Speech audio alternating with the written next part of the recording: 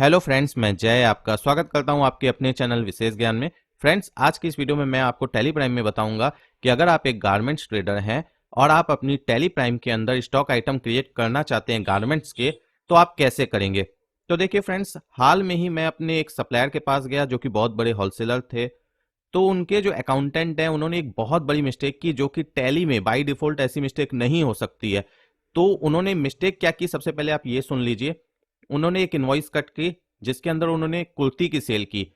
तो आपको पता होगा गारमेंट्स के केस में कि अगर आप 1,000 से नीचे का कोई भी आइटम बेचेंगे तो आपको 5% जीएसटी चार्ज करनी है, और वही आइटम अगर आप 1,000 रुपए से ज्यादा का बेचेंगे तो आपको उसके ऊपर 12% जीएसटी चार्ज करनी है। ये बात आपको पहले ही से पता होगी।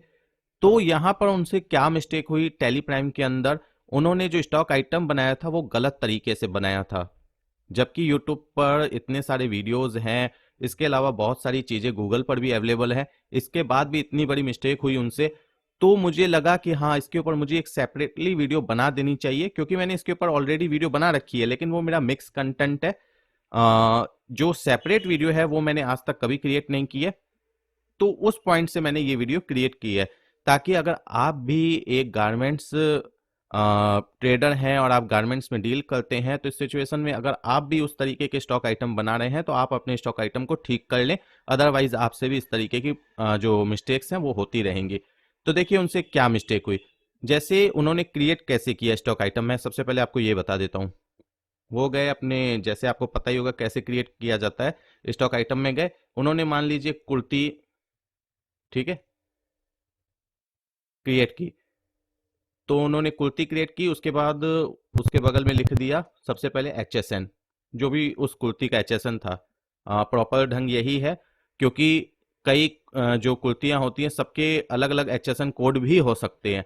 तो इसीलिए ज़्यादा अच्छा रहता है कि जब आप स्टॉक आइटम बनाएं तो जिस कुर्ती का जो HSN कोड है वो रख लें। तो जब भी आप उस तरीके की कुर्ती परचेज करें तो उसी HSN कोड में आप लेकर परचेज करेंगे, मतलब उस को लेकर एंट्री करेंगे।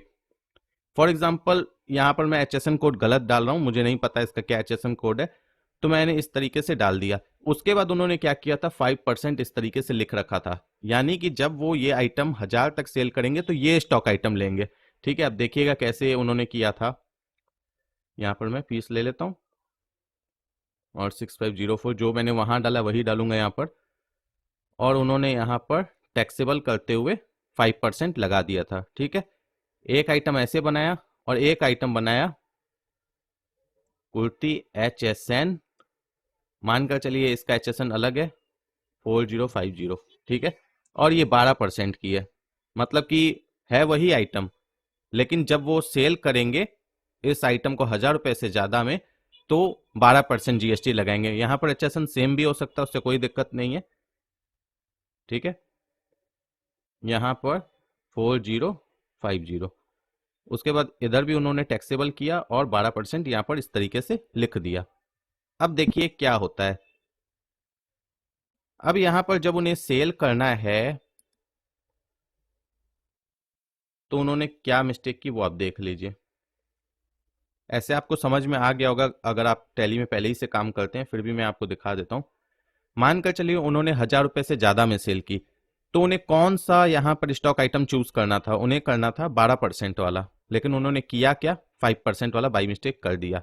ठीक है, क्योंकि बहुत से लोग लिखते नहीं है, मार्क नहीं करते हैं, उनसे मिस्टेक हो गई। अब उन्होंने इस तरीके से 10 पीस किया और यहाँ पर 1,200 रुपए के रेट से कर दिया। अब यहाँ पर CGST और SGST लगाई। अब अगर हम टैक्स एनालिसिस चेक करें तो यहाँ पर आपको, एक मिनट, क्या लगा है यहाँ पर, 2.5% आपको टैक्स लगी है, यानी 5% लगी है। अब आ जाते हैं हम बाहर।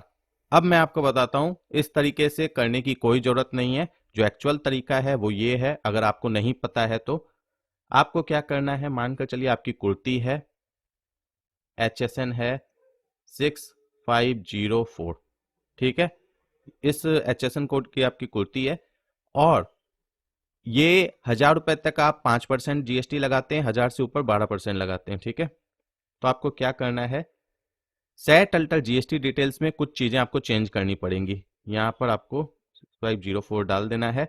यहाँ पर ऑन आइटम रेट लेना है, क्योंकि जिस आइटम के ऊपर या जिस सर्विस के ऊपर जीएसटी के रेट चेंज होते हैं एक वैल्यू के बाद, तो वहां पर हम ऑन वैल्यू नहीं लेते हैं कैलकुलेशन टाइप में, हम वहां पर ऑन आइटम रेट लेते हैं। आपको ये लेना है। और यहाँ पर जो आपका गवर्नमेंट ने सेट कर रखा है कि 0 से 1,000 तक टैक्सेबल होगा 5%, और 1,000 से जितना भी ऊपर हो 12% होगा। यहाँ पर भी अगर कुछ और होता तो फिर हम नीचे उसके हिसाब से भी पैरामीटर सेट करते।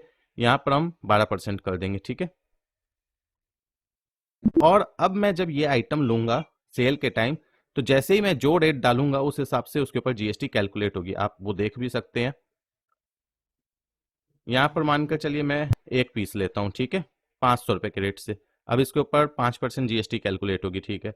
अब यहाँ पर मैं यही आइटम लेता हूँ फिर से एक पीस, और 1200 रुपए के रेट से लेता हूँ।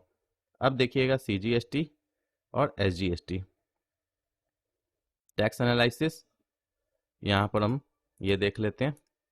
देखिए, जो 500 रुपए के रेट से है उसके ऊपर 2.5% जीएसटी, और जो 1200 रुपए के रेट से है उसके ऊपर 6% जीएसटी। तो आप देख सकते हैं इस तरीके से आपको क्रिएट करना है अपना स्टॉक आइटम। तो फ्रेंड्स, आई होप अगर आपको भी ये चीज़ नहीं पता होगी तो आपको आज ये जानकारी मिली होगी। अगर ये वीडियो अच्छी लगे तो प्लीज़ वीडियो को लाइक कीजिए, चैनल को सब्सक्राइब कीजिए और इसे अपने फ्रेंड्स के साथ जरूर शेयर कीजिए। Thank you friends for watching my video.